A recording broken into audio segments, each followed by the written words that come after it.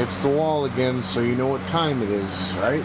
It is time for collection. Yay! Well, whatever. Make whatever it is. First, I want to show you something.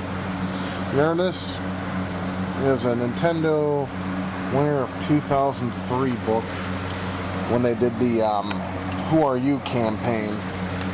Yeah, I keep this because I'm a Nintendo fanboy, and it's colorful and reminds me of why I picked the GameCube over the PlayStation 2 during its lifespan, and I still feel that way because I still feel the GameCube was a superior product because it was.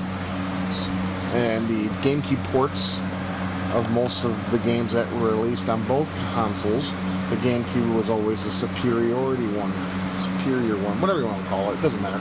Anyways, today, or tonight rather, because it's 1:11 in the morning, and you know, I don't go to bed till 6, because when I work it's usually at night.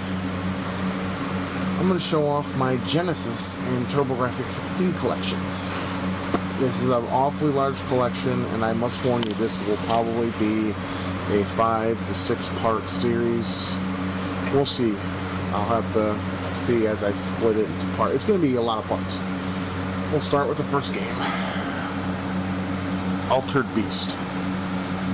Very close to the arcade in any way, but unfortunately what sucks is I don't have no damn instruction booklet. Got the cart though, in all of its glory.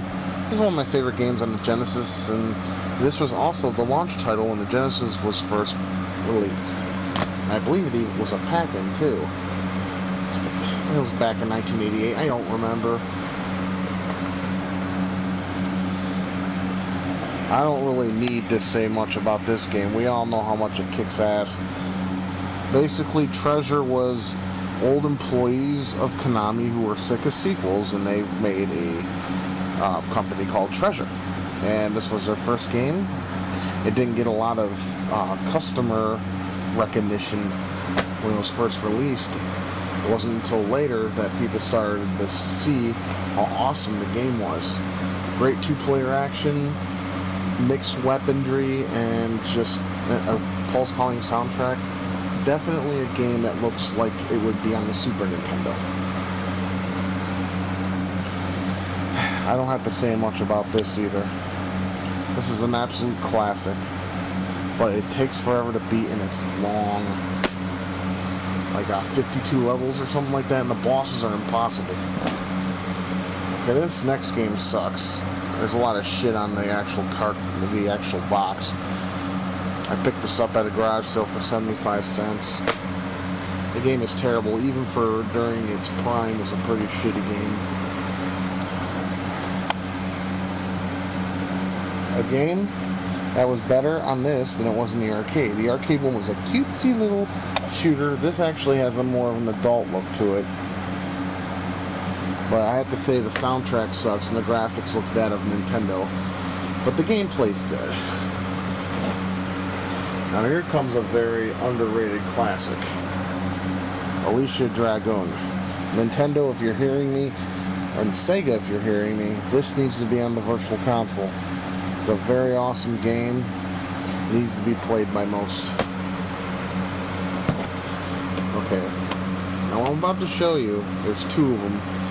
I am a baseball fan when it comes to older video games. The new ones suck. Here's one of them. Here's $1 at Game Crazy. It was fun for about a couple weeks. And here's Sports Talk Baseball, because and if you look, I probably can't see it. I got it for 89 cents because I was an MVP Game Crazy member. Now here's a game that I found at Game Rush, which was Blockbuster. It's Sparkster is a sequel to Rocket Knight Adventure. Very awesome game. You hack, you slash, you have a booster, and you go through many, many stages. The stages on the Genesis version are long as shit, so you'll be there quite a while.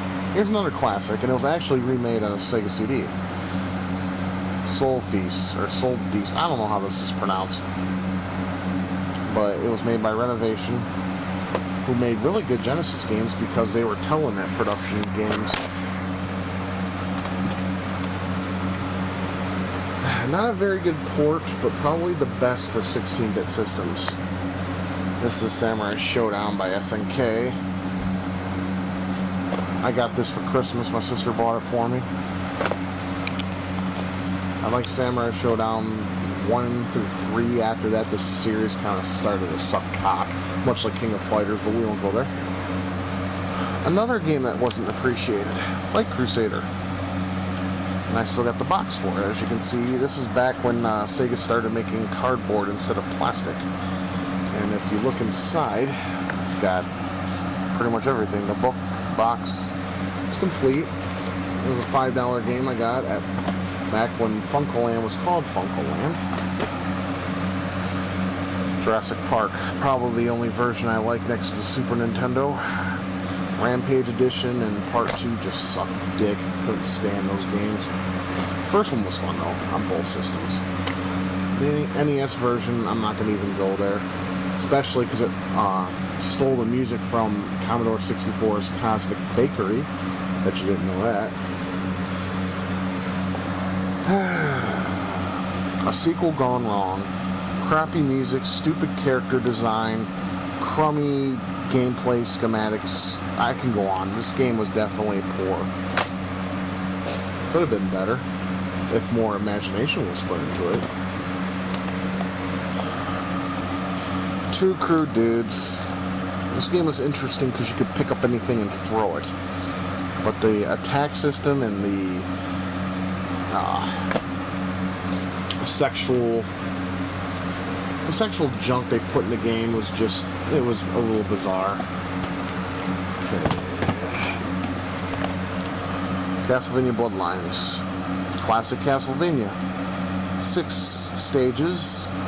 Not the best Castlevania in the series, but definitely one of the finest in terms of Castlevania's roots. Unlike today with the bootleg Rygar they're going for. The best one in the series, in my opinion. Had the best music, best sound, and graphics. 3, don't give Axel a yellow shirt, okay? It makes him look like a faggot. Another favorite of mine, Revenge of Shinobi. That's Neo Z in the background if you ever wondered who he was, if you ever played this game. And I got box and book. Another $5 well spent.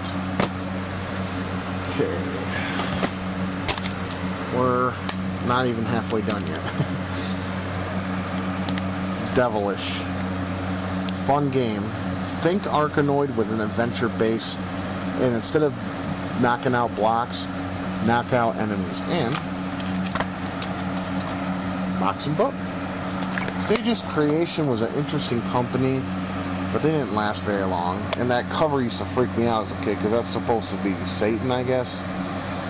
But yeah, I don't know why it's called The Next Possession. They have a Game Gear port too.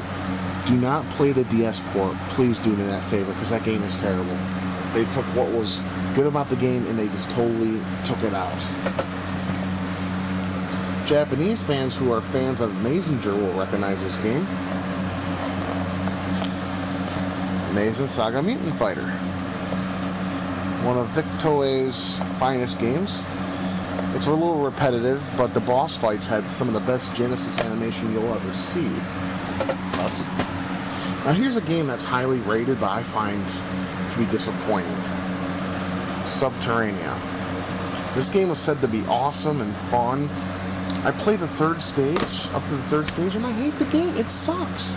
Controls like shit. The game has a balance issue between player and enemy that's just unbelievably bad. I mean, you seriously will sit there and you'll play the game and you'll wish you could do better than you try to do, but anyways, I'm having a hard time explaining it. You don't have to play the game. Okay, now we are out of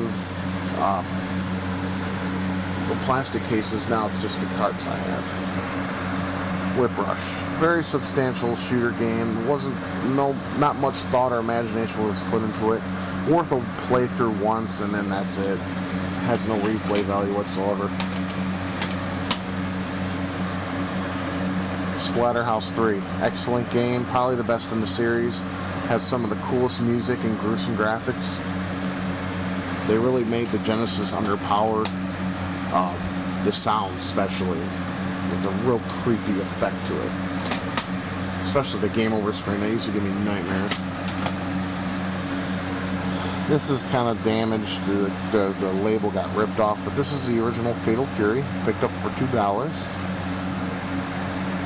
Works just fine. And I got Fatal Fury 2 as well. Because the Genesis ports of Fatal Fury were so much better than the SNES. I think Takara had a special hatred for Nintendo fans. I don't know.